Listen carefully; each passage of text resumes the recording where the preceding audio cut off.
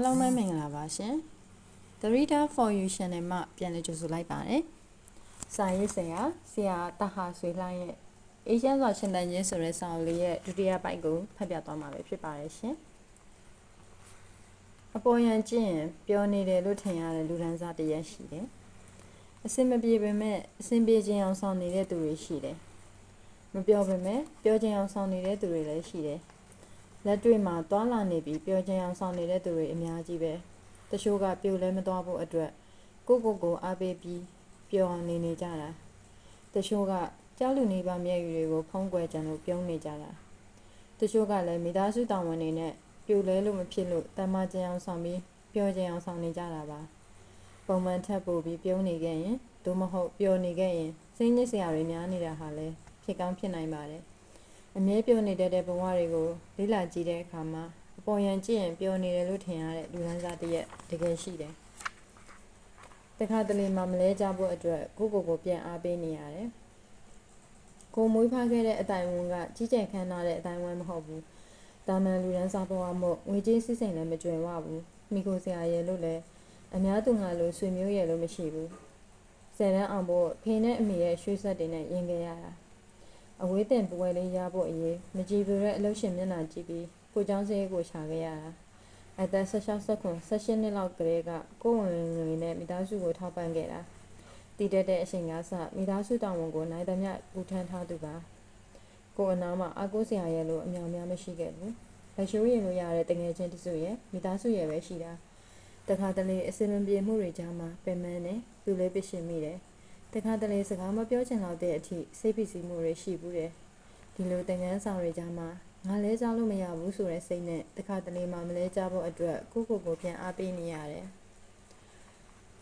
စကားမပြောဖြစ်ပေမဲ့အမြဲတမ်းရတဲ့တငယ်ချင်းတို့ရေတာဝန်ကိုစီနဲ့နေပအတီးတီးမှရောက်နေကြတဲ့တငယ်ချင်းတို့ရေမဆုံးဖြစ်တာလဲကြာပြီအရင်လိုမစားနောက်ရတာလဲကြာပြီဒီနေ့ပြန်ဆောင်ကြတဲ့အခါပကတနာဆိုတဲ့ယာရုတွေခွာရှားခဲ့ပြီး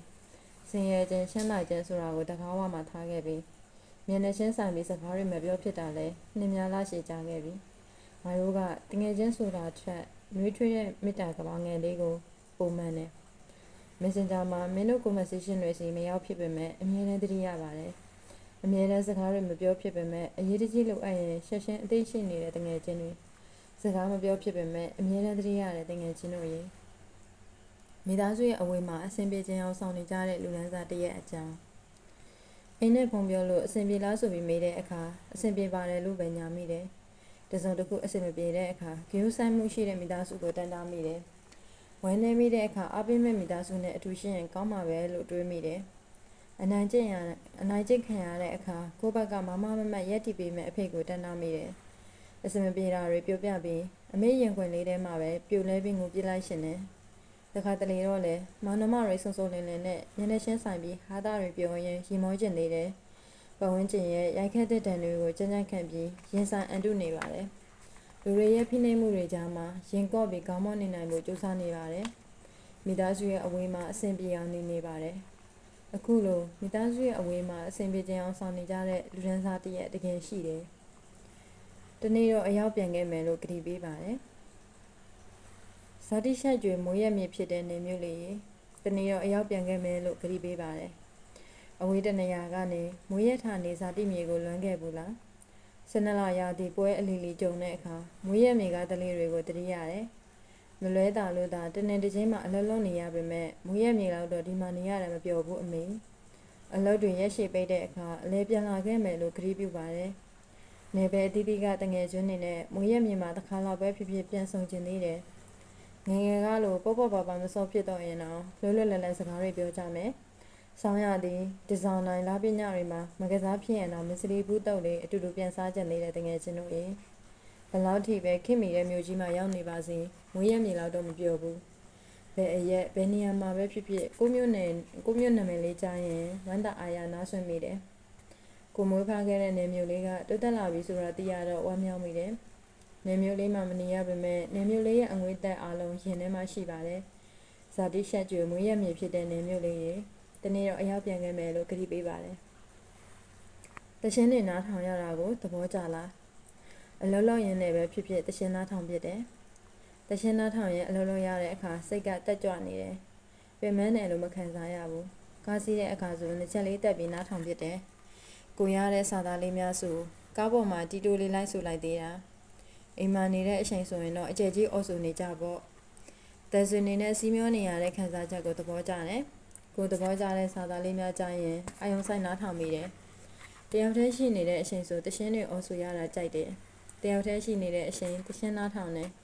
တချို့တရှင်းတွေကစိတ်ခွန်အားဖြစ်စေတယ်တန်မာစေတယ်တရှင်းအေးအေးလေးတွေကြိုက်တယ်ခမမျိုးတရှင်းလေးတွေကြိုက်တယ်တရှင်းတွေနားထောင်ရတာသဘောကျတယ်လူတွေရဲ့အပြစ်တင်ခဲ့တဲ့ခြင်းတွေကိုဂရုမစိုက်တတ်တဲ့လူဒန်းစားတည်းရဲ့ရှိတယ်ထိုလူတွေကဘယ်သူတွေဘာပြောပြောသူတို့လောက်ဆရာရှိတာဆက်လုပ်နေကြတယ်ဘယ်လိုဝေဖန်တန်တွေကိုမှလည်းအရေးတယူလုပ်ပြီးတုံ့ပြန်မနေတော့ဘူ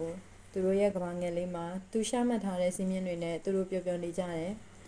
တခြားသူနှုတ်ဖျားကကြာလာတဲ့တမန်ရှက်တွေကိုသူတို့စိတ်ဝင်စားတော့ဘူးတခြားသူတွေသူတို့ကိုဘယ်လိုမြင်လဲဆိုတာထက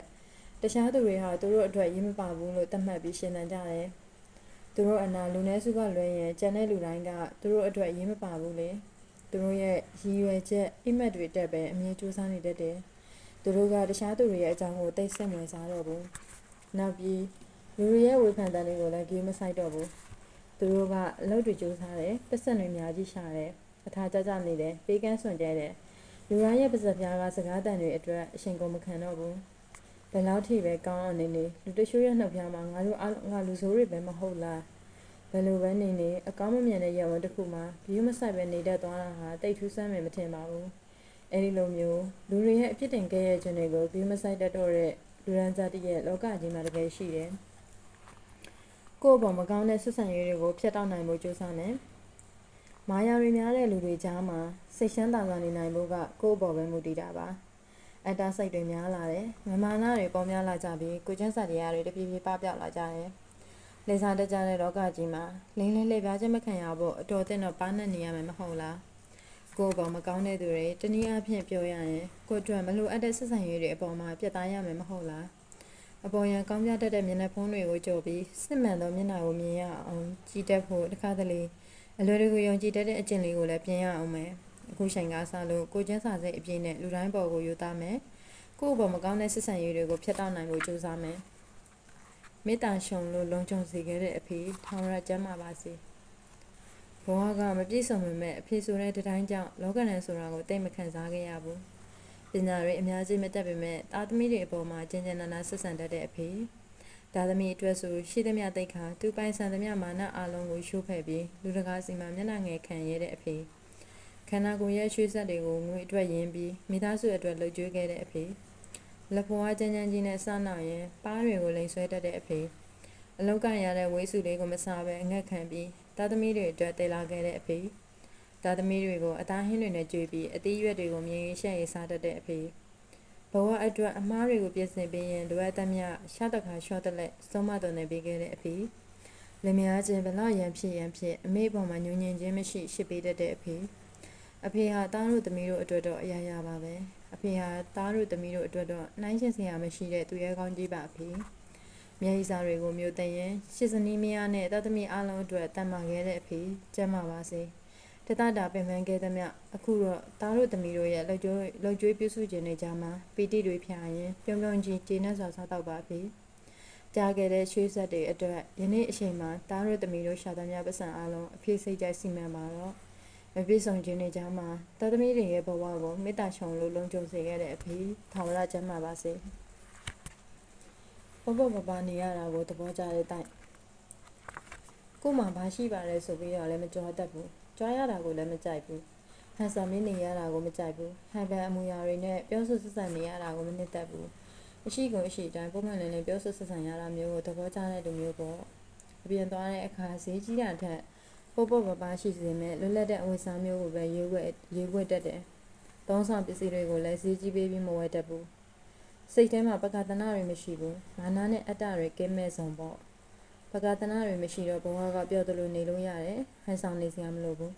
မာနနဲ့အတ္တတွေမရှိတော့မပူလောင်ရဘူးဘဝကအေးချမ်းတယ်ဟန်ဆောင်မှုတွေမရှိတော့စိတ်ထဲမှာလွတ်လပ်တယ်ပေါ်ပါတယ်ဟိတ်ဟန်နေနဲ့ထထဲပေါ်ပါချင်းမနေတတ်လို့အားတယ်ပဲပြောကျွန်တော်ကဟန်ဆောင်နေရတာကိုမကြိုက်ဘူးပေါ့ပပနေရတာကိုသဘောကျတဲ့တိုက် ကိုကိုမလို့အပ်တဲ့သူတွေရဲ့အနာကနေလှည့်ထွက်ခဲ့ဘူးတယ်ကိုကြောင့်သူတစ်ပါးကိုဝန်ထုံဝန်ပုံမဖြစ်စေခြင်းဘူးသူတို့လိုအပ်ချိန်မှာကိုဟာအရေးပါပေမဲ့အဆင်ပြေသွားတဲ့အချိန်ဆိုကိုလိလိကိုရှူတတ်ကြတယ်ကိုလူပိုတယောက်လိုဆက်ဆံလာတဲ့အခါမလို့အပ်ဘူးဆိုတဲ့ပြုမှုတွေနဲ့ဆက်ဆံလာတဲ့အခါတူဝေမနေတော့ပဲလှည့်ထွက်ခဲ့လိုက်တယ်တစုံတယောက်ကကိုတန်ဖိုးမထားဘူးလို့ခံစားလာရရင်အဲ့ဒီလူနဲ့အဝေးဆုံးကိုပြေးထွက်လိုက်တယ်ဘယ်သူအနားမှာအရင်လိုအကြချင်းမကတ်တွယ်ဖြစ်တော့ဘူးအရင်ကကတ်တွယ်ခဲ့ဘူးတယ်တန်ရုံးစင်တွေကိုငဲ့ညာခဲ့ဘူးတယ်ကိုလေးနဲ့မထားတဲ့သူရဲ့အနားမှာနေရတာစိတ်ပင်ပန်းတယ်ကိုပဲပင်ပန်းဆင်းရဲရတာမဟုတ်လားဒါကြောင့်ကိုမလိုအပ်တဲ့သူတွေရဲ့အနားကနေလှည့်ထွက်ခဲ့တယ်အဲ့ဒီအတွက်နောင်တမရပါဘူးအခုတော့ကိုတန်ဖိုးထားတဲ့သူတွေရဲ့အနားမှာဘဝကိုပျော့ပျော့ကြီးဖြတ်တန်းနေပါတယ်အပေါ်ရံမဲခင်မင်တဲ့အပေါင်းအသင်းတွေနဲ့မဆုံကြတော့ဘူးဘဝမှာတယောက်နဲ့တတိတသက်နေဖို့ဆိုတာခက်ခဲပါတယ်မိသားစုတငယ်ချင်းအပေါင်းအသင်းတွေနဲ့မှဘဝကနေပြောပါတယ်ကိုဟာပြည့်စုံနေတဲ့သူတရားမဟုတ်ဘူးတာမန်အရှိကန်လူဒန်းစားကနေမွေးဖွားလာတဲ့အသက်20ကျော်လူငယ်လေးတစ်ယောက်ပါငွေကြေးဥစ္စာမပြည့်စုံတဲ့ဘဝမို့ပတ်စံတွေအများကြီးရှာဖို့ကြိုးစားနေပါတယ်တချို့သူတွေကသူတို့လိုအပ်တဲ့အခိုက်အတန့်မှပဲကို့အနာကိုရောက်လာကြတာသူတို့အခက်အခဲတွေကိုပြောပြပြီးအကူအညီတောင်းတကြတာကိုတကယ်လိုအပ်နေတဲ့အချိန်ကျမသိကြအောင်ဆောင်ပြီးအကြောင်းမျိုးမျိုးနဲ့ရှောက်သိမ်းသွားကြတာငွေကြေးကူညီရမယ်လို့မဆိုလို့ဘူးစကားလေးနဲ့တော့ကူညီဖိမပေါ်မရဘူးအစမပြေဘူးဆိုတာနဲ့ဟိုးအဝေးဆုံးကိုပြေးထွက်သွားကြတဲ့အပေါ်ရန်ခင်မင်တဲ့သူတွေဆိုတာသိလိုက်ရတယ်ဘယ်လောက်အခက်အခဲတွေရှိကိုအနားမှာရှိနေတဲ့တငယ်ချင်းတယောက်နှစ်ယောက်ကိုတော့တကယ်တန်ဖိုးထားပါတယ်မပြေဆုံးတဲ့ဘဝမှာရွေးချယ်ခွင့်တွေမရှိဘူးဆိုတာသိပါတယ်ဒါပေမဲ့လည်းတစ်ချိန်တစ်ခါလောက်ရွေးချယ်ခွင့်ရမယ်ဆိုရင်တော့ဘဝမှာအပေါ်ရန်မဲခင်မင်တဲ့တငယ်ချင်းအပေါင်းအသင်းတွေနဲ့မဆောင်ကျင်တော့ဘူး present စကားတွေကိုထင်ပြောစရာမလိုတဲ့ဆက်ဆံရေးတစ်ခုဟာပြောစရာကောင်းတယ်ခံစားချက်တွေကိုစိတ်လွတ်လပ်လို့ပောက်ကွဲလို့ရမယ်ဆက်ဆံရေးမျိုးတခြားသူတွေထက်ကိုပို့ပြီးနားလည်ပေးနိုင်တဲ့တငယ်ချင်းတွေပေါ့အရာအလုံးထက်ပို့ပြီးကိုပို့ဦးစားပေးတဲ့တငယ်ချင်းမျိုးအားလက်ချိန်မှာအနာဂတ်ကိစ္စတွေတိုင်ပင်မယ်ခရီးတွေအတူတူသွားဖို့ပတ်စံတွေစုမယ်ပြီးရင်ခရီးအတူတူသွားကြမယ်ယူသားချင်းအပြည့်ဖြူစင်ချင်းပက်ကလေးနဲ့ခင်မင်းရင်းနေကြတယ်ဒုတိယမိသားစုဆိုလည်းမားမယ်မထင်ဘူးတငယ်ချင်းဆိုပေမဲ့တငယ်ချင်းထပ်ပို့တဲ့တန်ရောစင်တွေရှိကြတယ်စကားတွေပြောဖြစ်ကြတယ်ဟာတာတွေပြောရင်ရီမောကြတယ်တယောက်နဲ့တယောက်အပေါ်ရန်သာမကောင်းဘူးပြောနေပေမဲ့ရင်ထဲမှာအချစ်တွေပို့ကြတယ်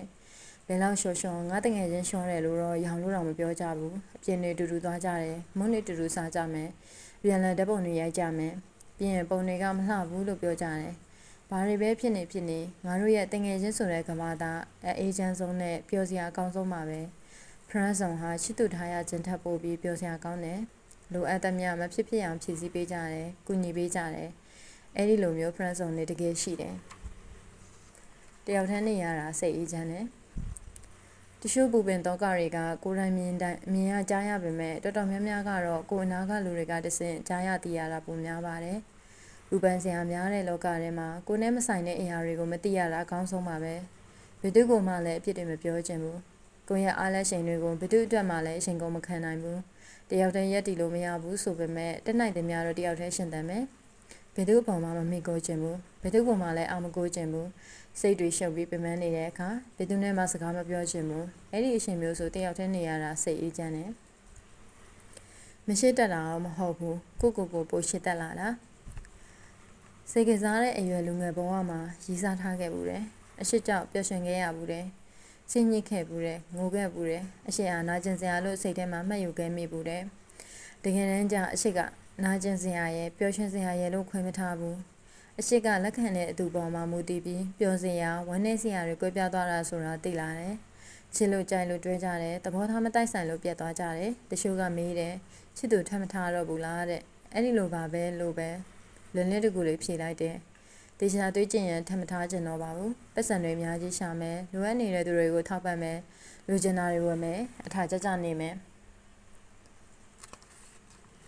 အရှိကိုမဆက်နွယ်တော့ဘူးတယောက်တည်းပျော်အောင်နေတယ်အရှိကိုကြောက်သွားတာမဟုတ်ဘူးပြောင်းလဲတတ်တဲ့သူတွေနဲ့မပတ်သက်ရှင်တော့တာမရှိတတ်တော့တာမဟုတ်ဘူးကိုပိုရှိတတ်လာတာဂီယိုဆိုင်တာခံရရင်ပျော်ရွှင်တတ်တဲ့လူသားပါ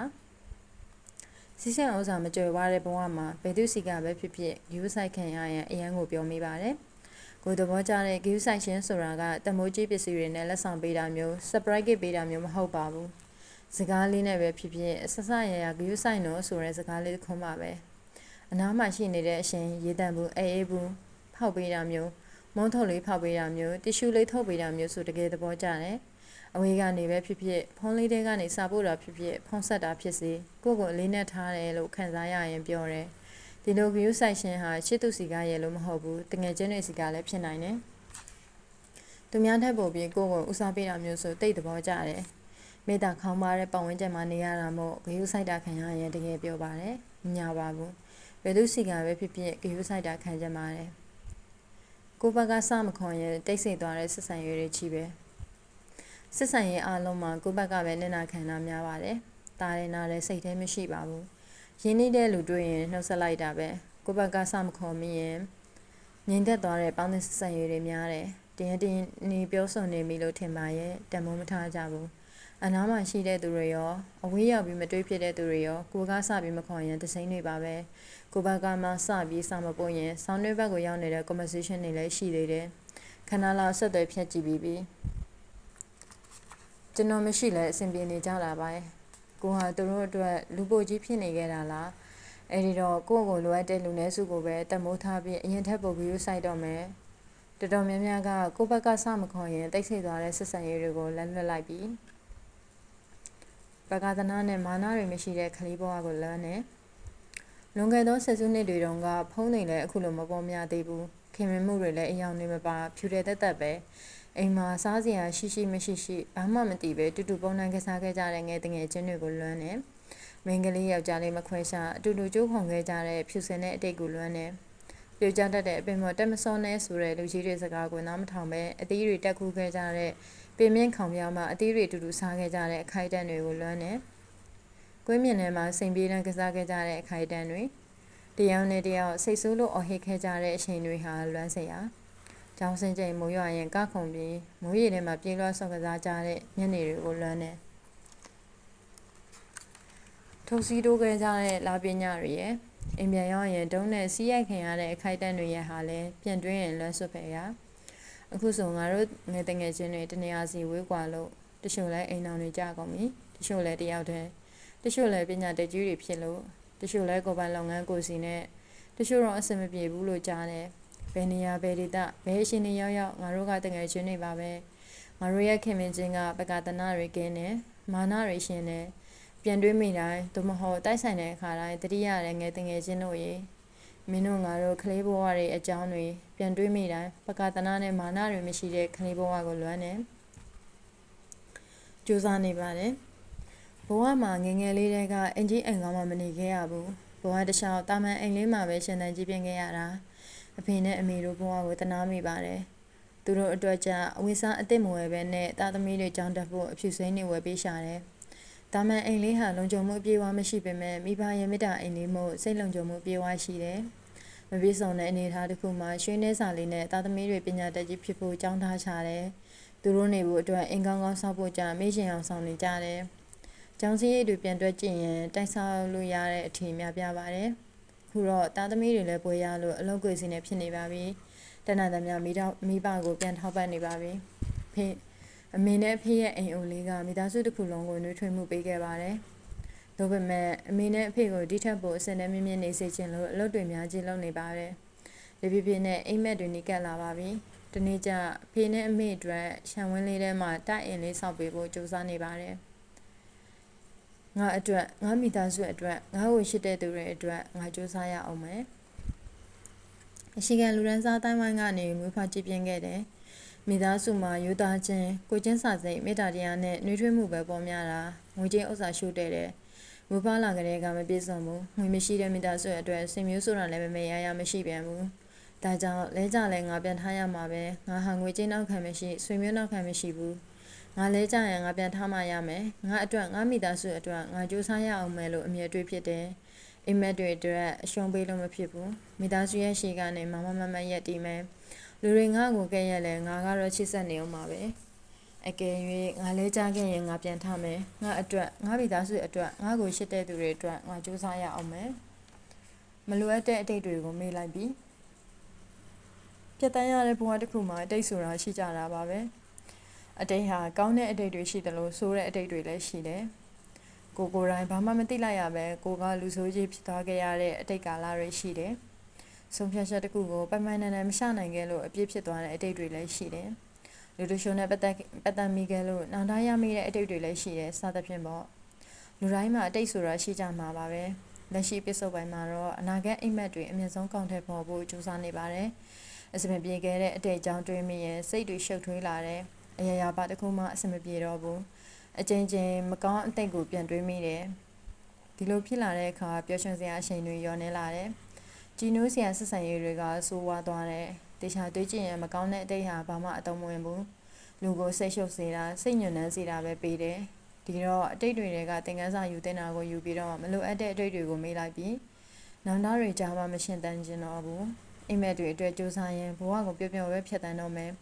နောက်ပြန်လှည့်ကြည့်လိုက်တိုင်းနောင်တရစရာမလိုတဲ့အတိတ်တွေဖြစ်အောင်ကြိုးစားမယ်တကယ်ပါခုကစားမလိုအပ်တဲ့အတိတ်တွေကိုမေးလိုက်ပြီး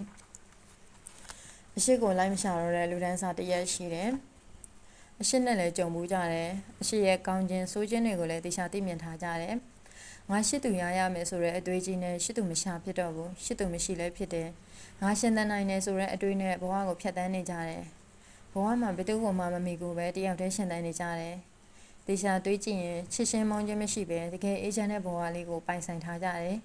အချစ်ထက်ပတ်စံကိုပုတ်စိတ်ဝင်စားကြတယ်ပတ်စံကစကားမပြောတတ်ပေမဲ့ဘဝရဲ့ပြဿနာတော်တော်များများကိုဖြေရှင်းပေးနိုင်တယ်လို့စိတ်ထဲမှာခံယူထားကြတယ်အလွမ်းနေကြမှာမျောလင့်မနေတော့ဘူးပျော်ရွှင်ခြင်းနေကြမှာတာယာနေပြီအရှင်မရှိတဲ့ဘဝမှာတကယ်ကိုနေပြောနေပြီအရှိကိုလေးလေးကိုရှုပြီးရှင်သန်တတ်နေပြီ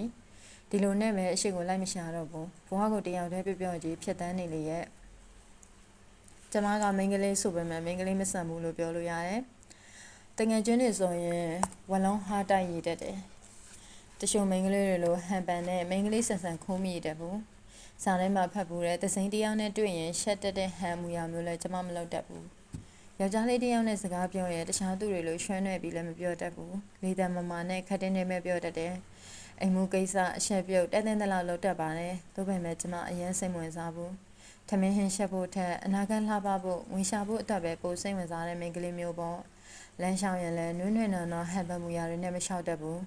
ကျမလမ်းလျှောက်တာခက်ကြမ်းကြမ်းပဲထမင်းမွေးထားရင်ယောက်ျားတနတ်မမကြီးတယောက်လမ်းလျှောက်လာတဲ့ထင်ရတယ်တခြားမိန်းကလေးတွေတော့မသိဘူးကျမ Messenger မှာ AC ကလေးလောက်ဖို့မပြောနဲ့ယောက်ျားလေးဆိုစာမပြန်ဖြစ်ဘူးတကယ်ချင်းယောက်ျားလေးအနေစုနဲ့လေးစားအားကြရတဲ့သူဆိုရင်တော့စကားပြန်ပြောဖြစ်တယ်ကျမဝေါ်ထဲမှာလည်းမိန်းကလေးပြအင်ဂျီချုပ်ပုံဒီဇိုင်းတွေရှယ်ထားမယ်ထင်ရင်တင်မှားသွားပါလိမ့်မယ်မိန်းကလေးဝတ်စုံကိုနှစ်သက်ပါတယ်မျက်နှိုးပါတယ်ပေါ့ပေါ့ပါပါလွတ်လွတ်လပ်လပ်နေရတာကိုပိုသဘောကျတယ်ပေါ်ပြပြနေတာတော့မဟုတ်ဘူးအမေတို့ဖွားတို့ပြောတဲ့အင်ဂျီတိတ်ခါတွေနဲ့အညီမိမဆန်နေရတာမျိုးကိုသဘောမကျဘူးရုံမနေတဲ့အတန်နဲ့ဘသူ့ကိုမှမပြောတတ်ပဲ9အင်ဂျာ10အင်ဂျာအတန်ကျဲကြီးနဲ့တခါတလေအော်ပြောနေတတ်သေးတယ်ရီစားထားဖို့ထက်တယောက်တည်းလွတ်လွတ်လပ်လပ်နေဖို့အမြဲတွေးဖြစ်တယ်အိမ်တော်ပြုပြီးကလေးမွေးဖို့ထက်အဖေအင်းနဲ့အမေကိုပြည့်ပြည့်စုံစုံထားခြင်းနဲ့အိမ်မက်တွေထမ်းထားတဲ့မိန်းကလေးမျိုးပေါ့တငယ်ချင်းတွေကတော့မကြာခဏစတတ်တယ်မို့ဆိုတော့ပိုင်းမင်းမြိုင်ကြီးတဲ့ဒီရချက်တွေကြောင့်ကျမကမိန်းကလေးဆိုပေမဲ့မိန်းကလေးမဆန်ဘူးလို့ပြောလို့ရတယ်စင်ငယ်ဆိုမှတော့လှလာမှကြောက်နေလို့မရဘူးလေညီမလေး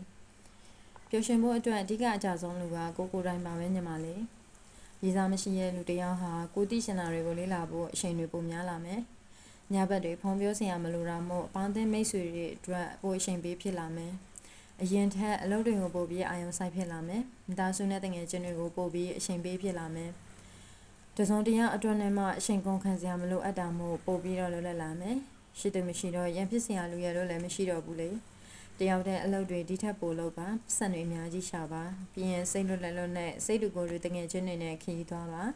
ကိုအရင်ထက်ပိုပြီးရုံးဆိုင်ပါပိုလှလာပါလိမ့်မယ်အရင်ထက်ပိုပြီးပျော်ရွှင်မှုကိုရလာလိမ့်မယ်ပိုပြီးပျော်ရွှင်လာရလိမ့်မယ်ညီမလေးရဲ့စိတ်ညစ်စရာစိတ်ပူစရာတွေကိမဲ့နေတဲ့ရီးစားမရှိတဲ့ကောင်မလေးတယောက်ဟာစိတ်ချမ်းသာတော့ယောဂပုံနုလာမယ်ဒါကြောင့်စင်ငယ်ဆိုမှတော့လှလာမှကြောက်နေလို့မရဘူးလေညီမလေးဘယ်လိုကောင်းလေးမျိုးလိုချင်လဲဆိုတော့မပြည့်စုံနေပါစေမိန်းကလေးတယောက်အပေါ်ကိုကျန်းစာစိတ်အပြည့်နဲ့ဆက်ဆံတတ်တဲ့ကောင်းလေးမျိုးလရှမ်းသာရင်နေပါစေရီမန်းချက်အိမ်မက်တွေအတွက်ကြိုးစားနေတဲ့ကောင်းလေးမျိုးတမိုးကြီးလက်ဆောင်တွေပေးတတ်တဲ့သူထက်ကျင်နာရွေးရပြီးကိုယ့်အပေါ်ဂရုစိုက်တတ်တဲ့ကောင်းလေးမျိုးကိုကဆိုတော့စိုးသမျှသိခံရမယ်မပြောလို့ဘူးကိုမနေတာလေးတွေကိုမှားနေပါတယ်ဆိုပြီးလမ်းပြပေးတတ်တဲ့ကောင်းလေးမျိုး လိုရာထက်ပိုပြီးရှစ်ပြတာထက်အမှန်တကယ်လိုအပ်နေချိန်မှာကိုယ်အနားမှာရှိနေပေမဲ့ကောင်းလေးမျိုး online မှာ official ရှပြတာထက်လက်ရှိပတ်ဝန်းကျင်မှာဒါငါကောင်မလေးဆိုပြီးကျမလက်ကိုတွေ့ပြီးမော်ကြွားရတဲ့ကောင်လေးမျိုးပတ်ဝန်းကျင်နဲ့အဆင်မပြေတဲ့အခါကိုမားသည်ဖြစ်စေမှန်သည်ဖြစ်စေကိုဘက်ကအမြဲတမ်းရက်တည်ပေးမဲ့ကောင်လေးမျိုးပျော်ပါတောက်စားနေတဲ့ယောက်ျားလေးတွေထက်မိသားစုဝိုင်းရေးအတွက်ကြိုးစားနေတဲ့ကောင်လေးမျိုးဘယ်လောက်ထိရှစ်ကြောင်းပြောတာထက်ထာဝရသစ္စာရှိမယ်ဆိုပြီးဂရုတည်မဲ့ကောင်လေးမျိုးကျမဘက်ကအရာရာမပြည့်စုံခဲ့ရင်တော့ဆဆအရာရာနားလည်ပေးမဲ့ကောင်လေးမျိုးလိုချင်တာပါဘဝမှာဒီလိုအမျိုးသားနဲ့တွေ့ဆုံခဲ့ရင်တော့ကြံနေသေးတဲ့ဘဝခရီးမှာကျမရှိသူထားပြမှာပါဘယ်သူကမှမမိကိုတဲ့အမျိုးသမီးဖြစ်ဖို့ကြိုးစားပြီးပတ်စံနေအများကြီးရှာမယ်မင်းကလေးဆိုရင်ကနွဲ့ကလျလေးနေရမယ်ရွှဲနွဲ့တက်ရမယ်ဆိုပေမဲ့ကျမကတော့အဲ့ဒီလိုမဟုတ်ဘူးလို့ဆရာရှင်တွတ်တွတ်လဲလဲလုပ်တယ်အမေကနေကိုနေယောက်ျားလေးများထင်နေလားလို့ပြောရတဲ့အထီကိုမှကြောတာကျမဘဝကမပြည့်စုံဘူးကိုမိသားစုကိုပြန်ထောက်ပံ့ဖို့ကြိုးစားနေရတဲ့ရှင်နေပါမပြည့်စုံခဲ့တော့မိဘကိုပြည့်စုံထားခြင်းနဲ့အဲ့ဒါကြောင့်ကျမကြိုးစားတယ်အများသူငါလိုအိမ်အောင်ပြုဖို့မပြောနဲ့ရေးစားတော့မထားဖြစ်တော့ဘူးအရှင်နဲ့ပူလောင်နေရအောင်ငယ်တော့တဲ့တက်ရွယ်လည်းမဟုတ်တော့ဘူးလေစာရီဖတ်တယ်တငယ်ချင်းတွေနဲ့သွားတယ်လာတယ်ကိုဘာသာပြောအောင်နေတယ်တန်မအောင်ကြိုးစားတယ်အကယ်၍အိမ်အောင်ကြခဲ့သည့်ရှိသောအမျိုးသားအပေါ်မှာမမိကိုပဲငွေရှာနိုင်တဲ့ထက်မြက်သောအမျိုးသမီးပဲဖြစ်ရှင်တယ်ကျမကမိန်းကလေးဆိုပေမဲ့ဘသူကမှမမိခိုခြင်းနဲ့မိန်းကလေးပါယခုထပ်ပို့ပြီးအလုပ်တွေစူးစမ်းမယ်ပတ်စံတွေများကြီးရှာမယ်ဇက်ကူမယ်လက်တွေရှာပေးမယ်တနေ့တော့ကျမအိမ်မက်တွေတကယ်ဖြစ်လာမယ်ဆိုတာယုံကြည်တယ်အခုတော့ဘယ်သူကမှမမိကိုတဲ့အမျိုးသမီးဖြစ်ဖို့စူးစမ်းပြီးပတ်စံတွေများကြီးရှာမယ်ကိုရှနာပေါ်ကိုရဲမဲ့မိမရင်းနှီးတဲ့သူခမများများနဲ့သစင်းတွေကိုဖတ်တွေ့မနေတတ်ဘူးဘယ်အမျိုးသားကမှတစုံတစ်ခုအတွက်မိခိုဖို့စိတ်မကူဘူးဘယ်အရက်ဒေတာပဲပတ်ဝန်းကျင်ဖြစ်ဖြစ်ရင်ဆိုင်သွားလာမှုတတိအပြည့်ရှိတယ်လူတွေကိုကြောင်ရွံ့ရွံ့နဲ့ရှော့ပေးတတ်တဲ့မိန်းကလေးမျိုးမဟုတ်ဘူးဘဝရဲ့စိန်ခေါ်မှုအလုံးကိုတန်တန်မာမာနဲ့နောက်မဆုတ်တမ်းဖျက်ကျော်သွားမယ့်အမျိုးသမီးလူတိုင်းရဲ့အလိုကိုအားနာတတ်ပြီးအမြဲလိုက်လျောပေးနေမှာမဟုတ်ဘူးလိုအပ်မှအနာရောက်လာတတ်တဲ့သူတွေကိုလည်းအရေးတယူလုပ်ပြီးတုံ့ပြန်နေမှာမဟုတ်ဘူးနေရာတိုင်းမှာလည်းမိန်းကလေးဆန်ဆန်ကနွဲကလျလေးနေမှာမဟုတ်ဘူးဘယ်သူကမှလည်းမမိခိုးဘူးအနားမှာဘယ်သူမှမရှိလည်းဖြစ်တယ်ကျမကဘယ်သူကမှအာမကိုဘူးမမိကိုဘူးခွရှတော့ပေါ်ကိုရဲမဲ့မိမမာနနဲ့ကိုကျင်တရားကိုထိပါလာရင်တော့ရှက်ရှင်းလက်တုံပြန်တတ်ပါတယ်သူတို့ဘာကိုလည်းမထိပါဘူးကိုစီးနဲ့ကိုနေတယ်မပြေဆုံးတဲ့ဘဝမှာအလုံးမှာမမပဲအဆုခံရရင်ပတ်ဝန်းကျင်မှာနှိမ်ခံရရင်ကိုမမကဲနိုင်သေးရပဲဆိုပြီးငြိမ်ခံနေလိုက်တာများတယ်မာနနဲ့ကိုကျင်တရားကိုမထိတပြေတော့ကျမဟာလစ်လျူရှူလိုက်တာများပါတယ်ငွေရှိုးတဲ့ဘဝမှာအနှိမ်ခံရတာမထူးဆန်းသလိုဦးစားပေးခြင်းတွေကြားမှာထင်ချန်ခံရတာလည်းမဆန်းကျဲပါဘူးမာနကိုထိခိုက်တဲ့စကားမျိုးကိုကျင်တရားကိုချိုးဖောက်တဲ့ပြုမှုမျိုးနဲ့ဆက်ဆံရင်တော့ကျမတိမခံတတ်ပါဘူးကျမကိုလာပြီးရည်တဲ့လောက်တာမျိုးကျမနားမှာထိကပားရီကပားစကားတွေပြောတာမျိုးလာမလုပ်ပါနဲ့ကျမကမာနရှိတဲ့မိန်းမပါမာနကြီးတာမဟုတ်ဘူးကိုတိတ်ခါတရားအတွက်စီးရှာတာရုံလေးပါကျမရဲ့မာနနဲ့ကိုကျင်တရားကိုထိပါလာမယ်ဆိုရင်တော့လက်နဲ့ဖြစ်စေစကလုံးနဲ့ဖြစ်စေရှက်ရှင်းတုံ့ပြန်တတ်ပါတယ်ကျမကမြန်မာဝိဆုံဝရတာကိုသဘောကျတယ်ခိမိနေတဲ့ကာလာကြီးမှာမြန်မာဝိဆုံနဲ့ရိုးရိုးအေးအေးကြီးမနေပါနဲ့တဲ့ကျမကတော့အခြားဝိစာတွေထက်မြန်မာဝိဆုံရတာကိုပိုသဘောကျတယ်အခြားဝိစာတွေမလှဘူးလို့မပြောဘူးနော်ကျမစိတ်ထဲကဖြစ်ဒီမှာကိုပြောပြတာမြန်မာဝိဆုံဝတ်ထားတဲ့အခါစိတ်လုံခြုံမှုပြေဝရှိတယ်အရှားသူအမြင်မှာပိုတည်ငြိမ်တယ်လို့လည်းခံစားရတယ်ဒီနေ့အဖြစ်ပြောရရင်တော့တည်ငြိမ်ပြီးတော့ကြက်တည်ရှိလှတယ်ပေါ့ရှင်ကျမဝိဆုံကမြန်မာဝိဆုံကဘယ်နေရာပဲအရက်ပဲတော့တင့်နေတယ်လေမြန်မာဝိဆုံဝတ်ထားတဲ့အခါဆိုကိုအလှဆုံးလို့ထင်နေတဲ့အမျိုးသမီးကကျမပေါ့အရှားဝိစာတွေလည်းတစ်ခါတလေတော့ဝတ်ဖြစ်ပါတယ်ဘယ်အရာတွေဘယ်လောက်ပဲလှလှဘယ်လောက်ပဲစီကြည့်ကျမကမြန်မာဝိဆုံဝရတာကိုသဘောကျတယ်လိုရာထက်ပိုပြီးအလှပကိုမမောတဲ့မိန်းကလေးစကင်ကဲလောက်ရတာကိုတိတ်သဘောမကျဘူးတစ်ခါတလေလောက်ပဲစကင်ကဲဖြစ်တယ်ကော့စမက်တစ်တွေအများကြီးဝယ်မသုံးဖြစ်ဘူးလိုအပ်မယ်ထင်တဲ့တစ်ခုနှစ်ခုပဲဝယ်ဖြစ်တယ်နောက်ဆုံးမှာဖက်ရှင်အလန်းစားတွေလည်းဝယ်မဝတ်တတ်ဘူးရှိတာလေးနဲ့ပဲအဆင်ပြေအောင်ဝတ်တယ်ဈေးကြီးပါရဲဆိုတဲ့နာမည်ကြီးမိတ်ကပ်တွေလည်းဝယ်မသုံးဖြစ်ဘူးတိတ်လာပါရဲဆိုတဲ့နှာခမ်းတွေလည်းဝယ်မစိုးဖြစ်ဘူးရှင်းရှင်းပြောရရင်အလှပပေါ်မှာတိတ်ပြီးမခံစားဖြစ်ဘူးဘာကြောင့်လဲဆိုတော့အမေမွေးကလေးကကိုကလှပြီးသားဆိုတာတိထားပြီးသားမှုလေလှလားမလှလားဆိုတာထက်မနှက်ဖြန်မိသားစုကိုဒီထက်ပိုပြီးထောက်ပံ့နိုင်အောင်ဘယ်လိုစူးစမ်းရမလဲဆိုတာကိုပို့သွေးဖြစ်တယ်လူရထက်ပိုပြီးအလှပပတ်ကိုဦးစားမပေးဖြစ်ဘူးကျမသိချင်တာတွေလေ့လာနေတယ်တင်ယူနေတယ်ကျမမှာအလှပြင်နေဖို့အတွက်အချိန်တွေပုံမနေခဲ့ဘူး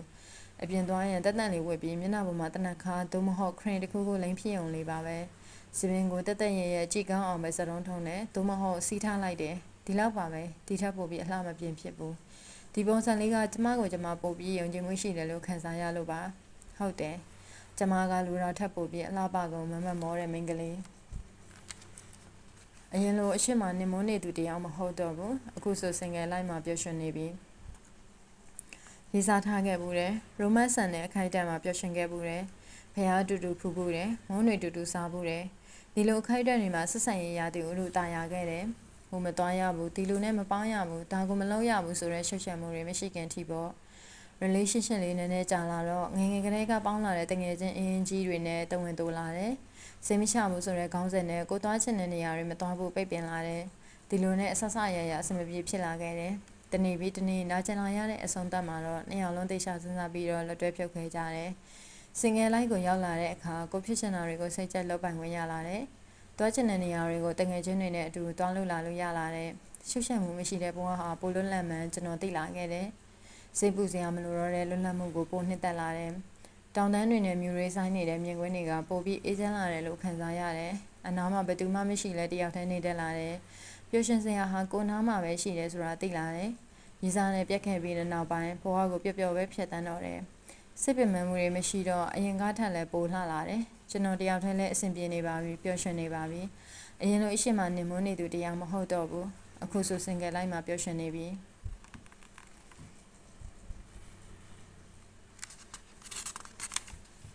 ကျမကရှင်အနားမှာဝဲနေတဲ့တရားမကတော့မိန်းမတွေနဲ့ညီးမြတယ်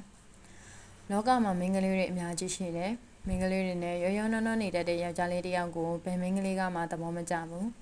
မိန်းကလေးတိုင်းကရှင်းထင်းနေတယ်လို့မဟုတ်ပါဘူးတချို့ကောင်မလေးတွေကတော့ရှင်းထင်းတယ်လို့ဟုတ်ရှင်ဟုတ်လိမ့်မယ်ငွေမက်ပြီးယောက်ျားလေးတစ်ယောက်နားမှာကတ်နေတဲ့မိန်းကလေးတွေထဲမှာကျမမပါဘူးချင်းနားမှာကောင်မလေးတွေဝိုင်းနေလို့ချင်းကကျမကိုတန်ဖိုးမထားတဲ့အခါဝမ်းနဲ့မနေတော့ဘူးကျမတန်ဖိုးကိုကျမကိုယ်တိုင်သိတယ်ကျမကချင်းနားမှာဝဲနေတဲ့တရားမကတော့မိန်းမတွေနဲ့ညီးမြတယ်အရှိတွန်းနဲ့စိတ်ပင်မခံတဲ့အမျိုးသမီးအရှိဟာဘဝရဲ့တစ်စိတ်တစ်ပိုင်းဆိုပေမဲ့ကိုယ့်ကိုပူလောင်စေတဲ့အရှိမျိုးကိုတော့စောက်ကင်မထားတတ်ဘူးအရှိကိုယူမိုးဖြစ်နေတဲ့မိန်းကလေးတွေကိုလေ့လာကြည့်ပြီးအရှိကြောင့်ခံစားရတဲ့သူတွေပဲများတယ်ကျမကတာမန်မိန်းကလေးပါမရှိတတ်တဲ့သူတော့မဟုတ်ဘူးရှိသူထားမှုတယ်ပြစ်ထားတာခံမှုတယ်အရန်ကြီးတော့မခံစားပြဘူးဘာကြောင့်ဆိုဘယ်သူမှမရှိလဲပြောအောင်နေမှဘဝကနေပြောမယ်မဟုတ်လားအရှိခံရတဲ့အမျိုးသမီးတွေမှမပါလို့လဲဘယ်သူကမှအပြစ်မတင်ဘူးရှိသူကမရလို့မထားတာမဟုတ်ဘူးတမင်တကာကိုမထားပြတော့တာပါတေချာတွေးကြည့်ရင်ကိုယ်ကဘာမှကိုဟာဘယင်မမဟုတ်လားဘာကြောင့်မို့ကိုဘဝကိုတရပါဆုမှုတာခံနေရအောင်မလဲအရှိတက်နဲ့အရှင်ကိုမခံတော့ဘူးအရှိတက်နဲ့လူပင်မစိတ်ပင်မခံတော့ဘူးတေချာတွေးကြည့်ရင်ကျမကအချစ်တွက်စိတ်ပင်မခံတဲ့အမျိုးသမီးအကယ်၍ရေးစားထားပြခဲ့သည်ရှိတော့တယောက်ပေါ်တယောက်လေးစားမှုအပြည့်နဲ့ဆက်ဆံတတ်တဲ့သူမျိုးရမ်းသာတဲ့သူထက်အလုပ်ကိုအမြဲစူးစမ်းနေတဲ့သူမျိုးကိုရွေးမယ်တထေးဖြစ်အောင်စူးစမ်းနေတဲ့သူမျိုးကိုပဲရွေးမယ်ဆိုပါတော့လူငယ်ပြပြအိမ်မက်တွေကိုစီရှိကြတာမို့အိမ်မက်တွေအကြောင်းပြောပြပြီးဘေးနားမှာအမြဲရှိနေပြီးရင်ကိုယ်အိမ်မက်တွေကိုကောင်းထည့်ဖို့ကိုကူညီပေးမဲ့သူမျိုးကိုယ့်ကိုအမြဲစပို့ပေးနိုင်တဲ့သူဖြစ်ရမယ်သူတို့ကလည်းအမြဲစပို့ပေးနိုင်မဲ့လူမျိုးပေါ့တခြားသူတွေလုံးငါ့ကိုအမြဲတမ်းစပို့ပေးဆိုပြီးတော့လည်းအတာမကြီးပါဘူးပြန်လန်ပေါ့ကိုင်းကျုံမီကျွန်းကိုင်းမီပေါ့အရှင်ပြေကိုအတွက်ပေးနေစရာမလိုဘူးအားလက်ရှင်အနားယူချိန်တွေက10ပုံတပုံလောက်ပဲပေးရင်ရပြီ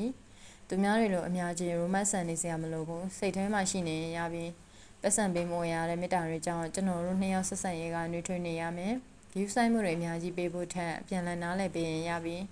ငါးကုန်ရှင် surprise ခဲ့ပေးရမယ်မုန်းလိုက်ကြွေးရမယ်ရုပ်ရှင်လိုက်ပြရမယ်လူချင်တာတွေကိုပေးရမယ်ဆိုတာမျိုးမရှိဘူးနေရာလုံးမှာရှိတဲ့ပတ်စံလေးနဲ့ရောင်ရဲတင်းနေတတ်တဲ့သူမျိုး official တွဲပြနေစရာမလိုဘူးတယောက်ရန်ထဲမှာတယောက်ရှင်းရင်ရပြီတစ္ဆာတော့ရှိပါစေလိုအပ်လာတဲ့တနေ့တော့နှစ်ပတ်မိပါတွေတည်ပါစေအရှင်တန်ပြက်မှာပဲဆိုတဲ့စကားတွေကိုရှင်းပြပေးနိုင်မဲ့သူမျိုးထာဝရဆိုတဲ့စကားကိုပတ်ဝန်းကျင်ကလူတွေကိုလက်တွေ့ပြဖို့ကောင်းထဲဖော်နိုင်ပေးမဲ့သူမျိုးပေါ့အပေါ်ကအချက်တွေနဲ့ပြည့်စုံနေတဲ့သူကတော်တော်လေးရှားမှာပါသို့တော့လိုအပ်ချက်တွေကိုကိုကြောင်းဆိုပြီးပြပြင်ပေးတတ်တဲ့သူမျိုးရှိလာခဲ့ရင်တော့ဘဝလက်တွဲပေါ်အဖြစ်ရွေးချယ်ဖြစ်မှာပါခင်ဗျားနဲ့စကားပြောရရင်ကိုပြောနေတတ်တဲ့လူသားလေးပါလူတန်းမောင်းများစွာတွေကမှစကားပြောချင်ဆုံးသူဟာခင်ဗျားပါအားပြီဆိုတာနဲ့ခင်ဗျားနဲ့စကားပြောခွင့်ရဖို့အရင်ဆုံးကြိုးစားတတ်သူပါ စကားနေတဲ့ဒီလူသားလေးကခမည်းနဲ့မှဖော်ဖော်ရဲစကားတွေပြောမိနေတာဘယ်သူကမှအေးမလို့တတ်တဲ့သူကခမည်းစီကရပလိုင်းလေးများကြရင်ပေါက်ကရတွေတွေ့တတ်နေပြီသူများတွေပြောနေကြတဲ့အကြည့်တက်လေးဆိုတာဒီလူသားလေးအတွက်ပေါ့ဒီလူသားလေးအတွက်တော့ခမည်းပါပဲခမည်းစီကရပလိုင်းလေးများပုံမှန်ရနေရင်အပျော်ဆုံးလူသားပါခမည်းပြောပြတဲ့ဆုံးမစကားတွေကိုလည်းတတဝေမတိန်လိုက်နိုင်မှာပါခမည်းနဲ့စကားပြောနေရရင်ကိုပြောတာဒါဟာချစ်တာဟုတ်ရှင်မဟုတ်လိမ့်မယ်ဒါပေမဲ့ခမည်းကဒီလူသားလေးအတွက်ရရပါပဲခမည်းတန်လေးများကြားရရင်ကျဉ်နူးနေမိတာလဲကျဉ်တဲ့ဖွယ်ရာကိစ္စရဲ့ပါတေချာပါတယ်ကိုဟာခမည်းနဲ့စကားပြောရရင်ကိုပြောနေတတ်တဲ့လူသားလေးပါမိသားစုအတွက်ဦးစားပေးရင်အချစ်ကိုဦးစားမပေးဖြစ်ခဲ့ဘူးမိသားစုအတွက်ဦးစားပေးရင်အချစ်ကိုဦးစားမပေးဖြစ်ခဲ့ဘူးဒီလိုနဲ့အခုတော့တယောက်တည်းပဲတခါတလေတော့အချစ်ခံချင်တာပေါ့ရိုမန့်ဆန်တဲ့အတွေ့တွေတွေ့ရင်အားကြတယ်ယူဆိုင်တဲ့ကျင်နာသူတို့တော့တောင်းတမိတာပေါ့ဒါပေမဲ့ငွေကြေးဥစ္စာမပြေဆုံးတဲ့ကဘာငယ်လေးမှာချင်တန်ရတာမို့ပတ်စံပဲပိုရှာဖြစ်တယ်အလုပ်တွေလည်းပတ်စံနဲ့စုပြီးမိသားစုကိုပြန်ထောက်ပံ့တယ်အိမ်မက်တွေတင်ထားတဲ့စိတ်ကူးလေးလည်းအခုဆိုခါရိုးကျိုးနေရောပေါ့လူငယ်ဆိုပေမဲ့အရှိကိုဦးစားမပေးပဲအရှိဆိုတာကြီးကိုလစ်လျူရှုခဲ့တဲ့လူငယ်ပါဝါဒနာမိသားစုအရှိရလို့ရှင်လာတဲ့အခါမိသားစုကနံပါတ်1ပါမိသားစုအတွက်ဦးစားပေးရင်အရှိကိုဦးစားမပေးဖြစ်ခဲ့ဘူးဒီလိုနဲ့အခုတော့တယောက်တည်းမတော်တဆများရှိသူထမ်းရခဲ့ရင်ကံကြမ္မာပြောင်းလဲကြောင့်မတော်တဆများရှိသူထမ်းရခဲ့ရင်ကိုကြောင့်မျက်နှာမငယ်ရအောင်ထားမယ်သူ့ပတ်ဝန်းကျင်မှာမနာလိုခံရတဲ့အထိဂရုစိုက်မယ်သူတငယ်ချင်းတွေကြည်မြလောက်တဲ့အထိကျင်နာမယ်သက်ဆုံးနိုင်ဘဝတစ်ခုလုံးအတွက်တာဝန်ယူပါတယ်စိတ်ချပါကိုကြောင့်မင်းလေးမနာကျင်စေရဘူးစိတ်လုံခြုံမှုပေးနိုင်တဲ့အရှိမျိုးဆိုပိုင်ဆိုင်ခြင်းပါတယ်ခက်ခဲတွေများတဲ့လောကကြီးထဲမှာကျမဘက်ကအမြဲတမ်းရက်တည်ပေးမဲ့ကောင်းလေးမျိုးတခါတလေစိတ်ထဲမှာလေးလံနေတဲ့အခါကျမကိုကြည်နူးစေတဲ့လက်သွဲဖော်မျိုးငိုစရာတွေရှိနေခဲ့ရင်တော့ကျမကိုမျက်ရည်မကျစေပဲစိတ်ခွန်အားတွေပေးမဲ့သူမျိုးအကြောင်းမျိုးမျိုးကြောင့်စိတ်အားငယ်နေသည်ဖြစ်စေဝမ်းနည်းနေသည်ဖြစ်စေကျမရဲ့စိတ်ကိုလုံခြုံမှုအပြည့်အဝပေးနိုင်တဲ့ယောက်ျားလေးမျိုးတွေ့ရင်တော့ရွေးချယ်ဖြစ်မှာပါကျမအနာမှာသူရှိနေတဲ့အခါဘာကိုမှမကြောက်တတ်တော့တဲ့ခံစားချက်မျိုးသူနဲ့သာဆိုရင်အရာအလုံးကိုကြော်ဖြတ်သွားခြင်းနဲ့ဆိုတဲ့စိတ်ခွန်အားမျိုးတွေရစေတယ်သူကကျမအတွက်တဘောအားဆောင်ဆောင်ရှောက်ဖို့တတ်တော်ဆောင်ဖြစ်လာမှာပါအဲ့ဒီလိုကျမကိုစိတ်လုံခြုံမှုပြေဝပေးနိုင်မဲ့အမျိုးသားလေးရှိလာခဲ့ရင်တော့ကျမရွေးချယ်ပြမှာပါနားလည်မှုရှိတဲ့ relationship မျိုးကိုသဘောကျတယ် relationship တကူမှာသူကနိုင်တယ်ငါကနောင်နေမဟုတ်ဘူးအပေးယုံမျှနေတာမျိုးလေးဖြစ်တဲ့အနိုင်ယူဖို့ရှိတာမဟုတ်တလို့အရှုံးပေးဖို့ရှိတာလည်းမဟုတ်ဘူးတယောက်နဲ့တယောက်အမိကိုပြုတ်ရင်လက်တွဲထားတာပါမတော်တဆခလုတ်တိုင်းမိရင်တော့သူ့နာမည်ပဲလျက်တစ်ပြက်ရေယုံမိတဲ့အထိစိတ်လုံခြုံမှုပေးနိုင်တဲ့ relationship မျိုးပေါ့ဂရုစိုက်ရှင်ကဘယ်လိုမျိုးလဲလို့မေးရင်သူ့ရဲ့ကျန်တာယူရမှုတွေကိုလက်ညှိုးထိုးပြပြီးညွှန်ပြနိုင်တာမျိုးဘာတွေပဲဖြစ်ဖြစ်တန်တရားတွေမရှိဘူးနားလည်မှုမလွယ်ဘူးရန်နေမဖြစ်ဘူးသူ့နှုတ်ဖျားကချစ်တယ်လို့တစ်ချိန်ပြောလိုက်တိုင်းစိတ်ရောလူပါအလိုလိုနှွေးရတယ်ကိစ္စတစ်ခုအပေါ်မှာထွေထွေထူးထူးရှင်းပြနေစရာမလိုပဲယုံကြည်မှုရှိနေတာမျိုး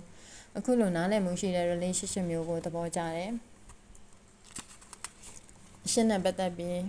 ကံကောင်းမှုခြင်းနဲ့ဒဇိန်တွေတယောက်နဲ့တယောက်ဆုံတွေ့ကြတယ်မေတ္တာတွေထပ်တူကြကြတယ်ဂရုစိုက်ရှင်တွေပြန်လည်ရှိကြတယ်တွဲခဲ့ဘူးတဲ့လက်တွေဟာကျွန်တော်အတွက်တော့မမြဲခဲ့ဘူးတဘောအလုံးဆိုတဲ့ဂရုတွေထားကြပြီးတခဏလေးပဲအတူရှိခွင့်ရလိုက်ရတယ်အိမ်မက်တွေလည်းလေထဲမှာပျောက်ခဲ့ပြီးလေထဲမှာပဲပြည့်ပြည့်သွားရတယ်အရှင်းနဲ့ပတ်သက်ပြီးပြောစရာအဆုံးသတ်မျိုးမကြုံခဲ့ရဘူးချစ်ရတဲ့သူနဲ့မနက်စာအတူစားလဲပြက်စရာနေရာတွေအတူတူသွားဒင်နာအတူတူစားခဲ့ရတဲ့ရက်မျိုးရှိဘူးခြင်းနဲ့ချစ်ရတဲ့သူရဲ့အသေးဖွဲကစဂရုစိုက်မှုမျိုးရဘူးခြင်းနဲ့ချစ်ရတဲ့သူနဲ့တောင်တန်းတွေရဲ့အလွန်ကရှုခင်းလှလှတွေငေးရင်ခရီးတွေသွားခြင်းနဲ့မိဘုံဘေးမှာအကင်းနေစားဂီတာတွေတီးတရှင်းတွေဆိုရင်ပြောစရာကောင်းတဲ့ညမျိုးတွေဖြတ်တန်းဘူးခြင်းနဲ့အရှင်နဲ့ပတ်သက်ရင်ကံမကောင်းတဲ့သူမို့တခါတလေတော့လည်းအရှင်နဲ့ပတ်သက်ပြီးကံကောင်းဘူးခြင်းနဲ့စောက်ကင်မိတဲ့လက်ဟာပြင်ရည်တွေတော့နဲ့အထီအနားမှာတယူတရမြင့်မြတ်နုံနုံတစ်သက်လုံးတူတူရှိနေပေးစေခြင်းနဲ့ဘယ်လောက်ထိကံကောင်းခြင်းလဲဆိုရင်တော့ဒီလောက်ပါပဲရှိသူကမရတာမဟုတ်ဘူးမထားချင်လို့မထားသေးတာပါအသက်20ကျော်လုံးမှရေးစားမရှိတဲ့ရင်မစွန်တော့ဘူးဆိုပြီးလို့တချို့ကပြောကြတယ်ဒီချိန်မှာအိမ်အောင်မပြုတ်ရင်တယောက်တည်းအထီးကျန်မယ်တဲ့ကိုတယောက်တည်းအေးချမ်းနေတဲ့အကြောင်းတွေသူတို့မှမသိကြတာအားလက်ချိန်တွေမှာဝါသနာပါတာတွေလုပ်မယ်သိကျင်တာတွေလေ့လာမယ်ဘဝတိုးတက်ဖို့အချိန်တွေပိုရတယ်လေတငယ်ချင်းတွေနဲ့စကားတွေပြောမယ်မိသားစုကိုအချိန်တွေပို့ပေးမယ်သူတစ်ပါးရဲ့ရှုပ်ရှမ်းမှုအောက်မှာမနေချင်ဘူးရှိသူဖြစ်ဖို့ခွင့်မဲ့သမျှငင်းခဲ့တာပါအလုံးကိုသိစေချင်တာကရှိသူကမရတာမဟုတ်ဘူးမထားချင်လို့ကိုမထားသေးတာပါ စာရေးဆရာတဟာရှိလာရဲ့အေးချမ်းစာရှင်သန်ခြင်းဆိုတဲ့စာအုပ်လေးကတော့ဒီမှာပဲပြီးသွားပါပြီရှင်စာရှုသူများအားလုံးကိုအထူးပဲကျေးဇူးတင်ရှိပါတယ်ရှင်နောက်ထပ်စိတ်ဝင်စားစရာကောင်းတဲ့စာအုပ်တွေလည်းအများကြီးဖတ်ပြအောင်ပါမို့The Reader for You channel လေးကို subscribe လုပ်ထားဖို့မမေ့ပါနဲ့နော်